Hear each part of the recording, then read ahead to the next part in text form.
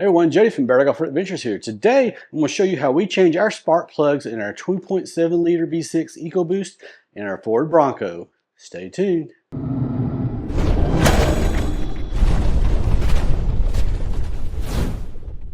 Alright, so just to give you guys a heads up, we'll put a link for these. We got these from Panda Motorworks. We've used them a few times before.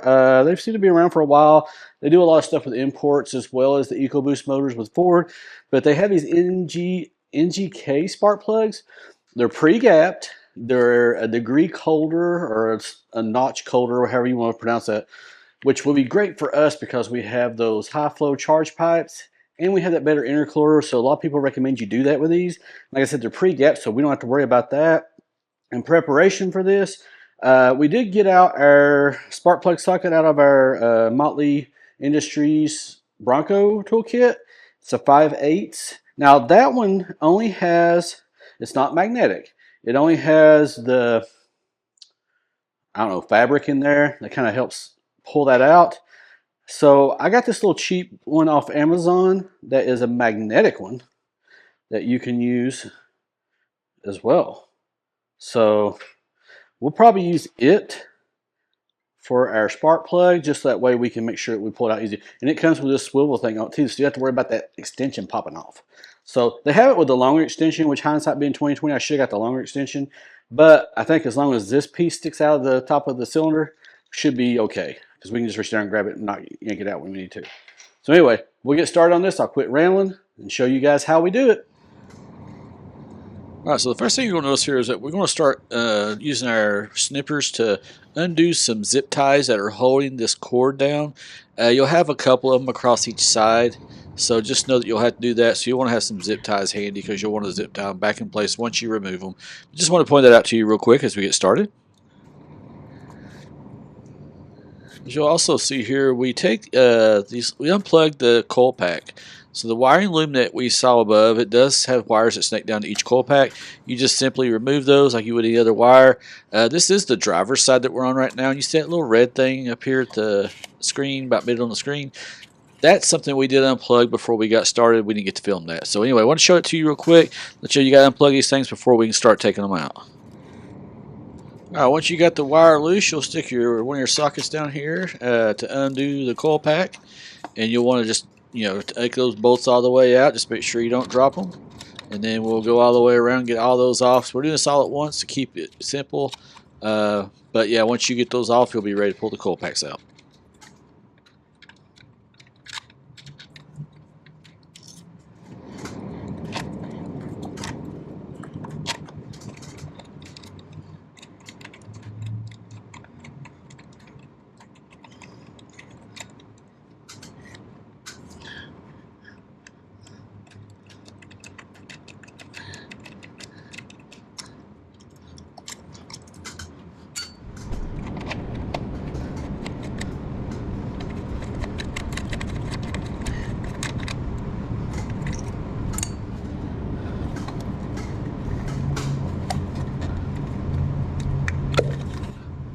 And that noise means that's when you pull the coil pack out. So you're going to pull that coil pack out. Then we're going to stick our other wrench and socket in here and undo those stock spark plugs. It may be a little rough. You'll have to put some torque in it, so to speak, to get it to loosen up. But you'll get it out, and once you get it to where you don't need the wrench no more, you just do it out by hand like we're showing you here, and then we'll be ready to put the new one back in. So we try to do these one at a time, just not to make sure that we had all these holes open with stuff laying around. So we'll do these one at a time, as you'll see here. And you'll see here we have the new spark plug in the socket. We're going to feed it down through there. Very gently, start that thread. Make sure you're not cross-threading, because that'll be the last thing you want to do. So very gently make sure you got thread in right. It may take you a little while, but it's worth the effort to have to avoid any future pain of trying to get that thing back out. So we'll show you that here right now, and then we'll go put the coil back in, reverse the process we just did, and you do that for all 6 cylinders, and you'll be done.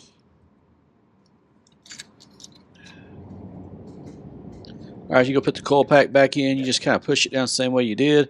You might feel it pop a little bit going back on like you did going out. If you have any doubt, you can always pop it back out and just put it back in. It takes literally seconds.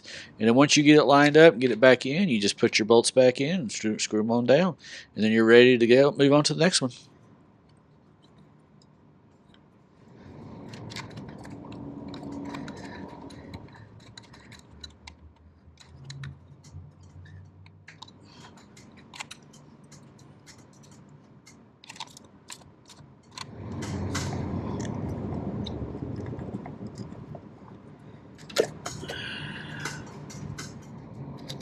All right, so since this is a V6, you'll have 3 on each side. I think it should be pretty obvious to most of you all. Some of y'all may not know that, but that's true. If it's a 4-cylinder, I'm not really sure how theirs is configured. I'm assuming it's a straight 4, so it might be a little different, obviously. So anyway, just want to point that out to you guys. We'll speed through the rest of this just so you can see it, but we won't narrate the entire each and every cylinder because it's pretty much the same process on each one.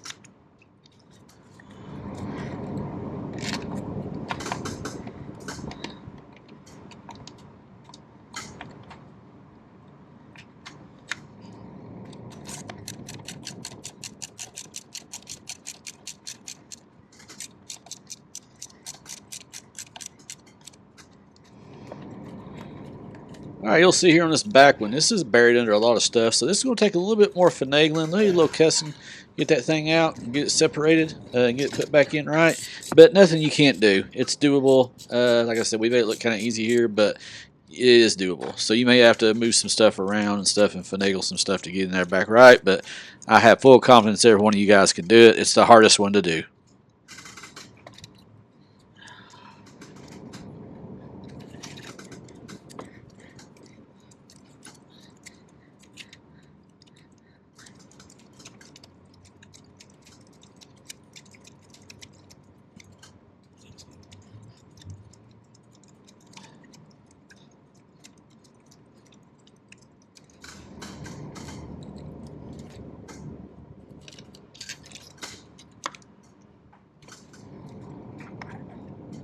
All right, so now we got all 3 of them changed out, the coils back on, coil packs back on, and bolted down.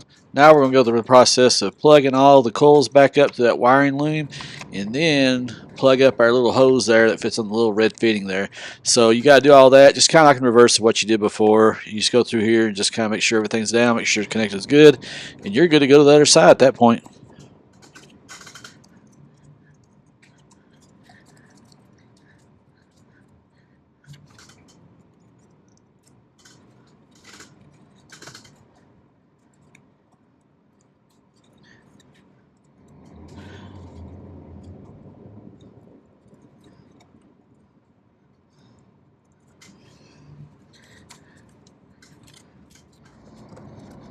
And here we go with the passenger side.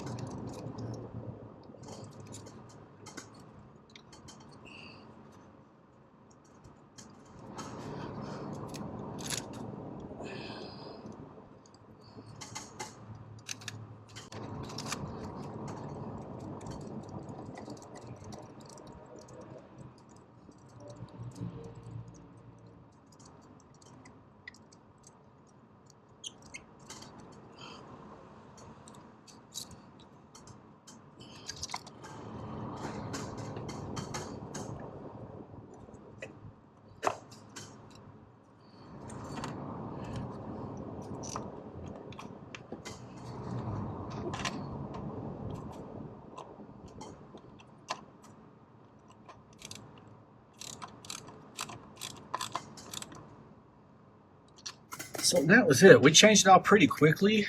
It says you just have these bolts right here that you have to take loose. You have to unplug these. And after that, you pull the coil pack out, take the old spark plug out, put the new spark plug in, reverse process, zip tie your stuff back up. When you're done, you have 3 per side. So here's the passenger side, 1, 2, and 3. So we did the thing for the driver's side. Driver's side is a little bit more cramped, especially on that back one over there. It's hard to get to, but it is doable. I did it. First time I ever changed spark plugs in the vehicle at all, and did it probably less than an hour and a half. Some people have done this before, probably could do it a lot shorter than that. I did take the catch can off just to allow for better access and filming. All right, so you can see the new versus the old here. These were about 65,000 miles on them, so they were well overdue. So I'm glad we did this, and thank you for the availability of these Panda Works. So glad I got the chance to use this. As always, thank you guys for watching. Please consider that like and subscribe button. You can pause it here and get some part numbers if you need to, and we'll be back here soon with some more adventures.